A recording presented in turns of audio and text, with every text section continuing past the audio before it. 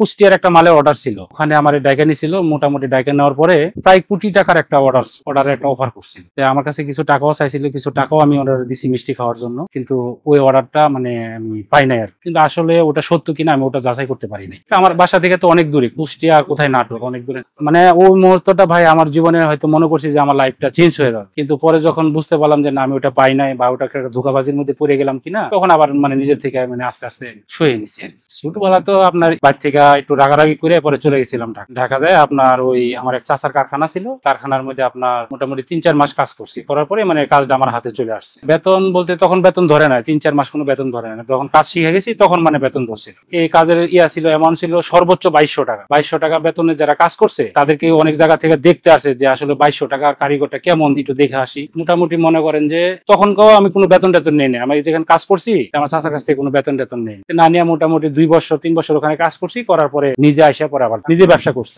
না 4 মাস কাজ করার পরে মানে বেতন ধরতে চাইছিল, আমি বেতন নেই নাই। মোটামুটি 2 বছর করছি, 2-2.5 বছর বা 3 বছর এরকম করছি কাজ। না কোনো বেতন টেতন নেই, মানে চাচার কারখানা তো চাচার কাছ থেকে মনে করেন এমনিতে করছি। তারপরে আপনার মোটামুটি ওখান থেকে আইসা আপনার ওই নিজে ব্যবসা দিছি। চাকরিটা হলো পরের অধীন আর ব্যবসাটা হলো নিজ অধীন। এই যে আমি এখন কাজ করতেছি, আমার এখানে ধরেন আরো 2-4 জন লোক কাজ করতেছে বা আগে আরো ছিল। নিজের ব্যবসার মধ্যে যে কোনো স্বাধীনতা আছে, কিন্তু চাকরির মধ্যে তো স্বাধীনতা নাই। এগুলো তো চোখের দেখা ভাই, একবার চোখে দেখলে তো দেখা গেলো ওই কাজটা তো আমাদের আর ভোলার কথা না। একবার দেখার পরে ওই কাজটা আর আমার দ্বিতীয়বার আমার বলতে হয়নি।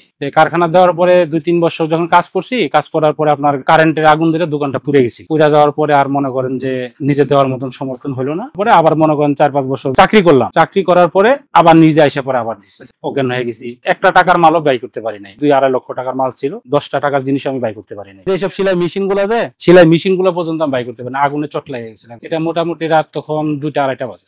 রাত্রে পাশের দোকানে আগুনটা লাগছে। লাগার পরে আপনার আমি তো মোটামুটি ধরেন 11:30-12টার দিকে বন্ধ করে বাসায় চলে আসছি। আসার পরে 2:30-3টার দিকে বাজারে নাইট ডিউটি আছে, নাইট ডিউটি এসে বাড়িতে খবর দিল যে তোমার ঘরে আগুন লাগছে, তাড়াতাড়ি আসো। পরে আমরা সবাই দৌড়াই গেলাম, গিয়ে আর মানে কোনো কিছু আর রক্ষা করতে পারিনি। ফায়ার সার্ভিসে খবর দিয়েছি, ফায়ার সার্ভিস আসছে। আসার পরে মানে আর কোনো কিছু বাঁচাইতে পারিনি। কিছুদিন মোটামুটি মাস 2 বাড়িতে ছিলাম। পরে যেসব দোকানে মাল দেই ওরা বলতেছে আমি কিছু টাকা টুকা দেই, তোমরা আবার ব্যবসা করো। না ভাই, ব্যবসায়িক ভাবে আমি পরের টাকা দিয়ে ব্যবসা করবো না। পরে আমারই এক চাচা আছে, পরে ওর সাথে কথা বলে পরে ওনার কাছে চাকরির জন্য ডাকলো যে আসো আমার এখানে কয়েকদিন কাজ করো। মানে একই দোকানে উনিও মাল দেয়, আমিও মাল দিই, পাশাপাশি মাল দিতে যখন শুনছে পরে আমার এখানে এসে কয়েকদিন কাজ করো, পরে তুমি আবার ব্যবসা দিই।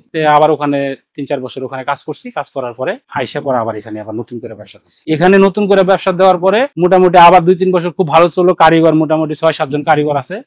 পরে আসলো আবার করোনায় মনে করেন যে আরেকটা মার খেয়ে দিলাম। মার খাওয়ার পরে মোটামুটি এখন কারিগরও কম, আবার চিন্তাধারা করতেছি কারিগর বাড়াবো। আমরা তো ভাই কোনো সরকারি কোনো মানে অনুদান বা সরকারি কোনো হেল্পও আমরা পাই না। আমরা যদি কোনো হেল্প পাইতাম বা কোনো সহযোগিতা পাইতাম তাহলে হয়তো আরো বড় কিছু করতে পারতাম। না, এটা হয়তো আল্লাহ একটা পরীক্ষা দিতেছে যে দেখি বান্দার তো হয়তো অনেক ধরনের পরীক্ষা না, হয়তো আল্লাহ আমার এটা একটা পরীক্ষা শুরু। কাজটা ভালো পারি বা আমার কাজের ফিনিশিংও ভালো, আমার মালটা মার্কেটে চলে ভালো।